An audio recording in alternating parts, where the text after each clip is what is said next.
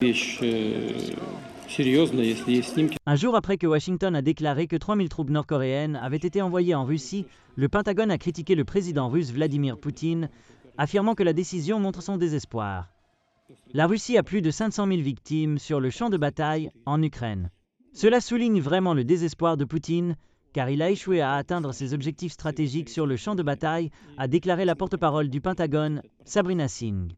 La chambre basse du Parlement russe, la Douma, a approuvé l'accord de partenariat stratégique global que le président russe Vladimir Poutine a signé avec le dirigeant nord-coréen Kim Jong-un lors d'une visite à Pyongyang en juin. La chambre haute devrait approuver l'accord bientôt. Le président Poutine a déclaré vendredi qu'il appartient à Moscou et à Pyongyang de décider s'ils utiliseront des troupes nord-coréennes sur le champ de bataille. Il a souligné que si l'Ukraine souhaite rejoindre l'OTAN, alors Moscou a le droit de prendre toutes les mesures nécessaires pour garantir sa sécurité. Nous menons des discussions avec nos amis nord-coréens avec qui nous avons la même position. C'est notre décision souveraine d'utiliser ou non des troupes nord-coréennes, où et comment. Peut-être que nous ne ferons que quelques exercices militaires, échanger des expériences. C'est à nous de décider ce que nous faisons, a déclaré le président Poutine. Selon l'accord, la Russie et la Corée du Nord doivent immédiatement fournir une assistance militaire mutuelle en utilisant tous les moyens si l'un d'eux est attaqué. C'est l'accord le plus significatif entre Moscou et Pyongyang depuis la fin de la guerre froide.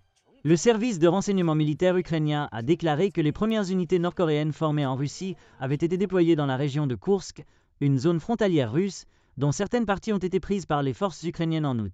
Si des soldats nord-coréens sont envoyés à la guerre, Pyongyang est un participant à la guerre. C'est une question très sérieuse, a déclaré Sabrina Singh, porte-parole du Pentagone. Madame Singh a également annoncé l'implication de troupes américaines dans une opération dirigée par l'Irak contre les combattants de l'État islamique, ISIS, dans la province d'Anbar, en Irak.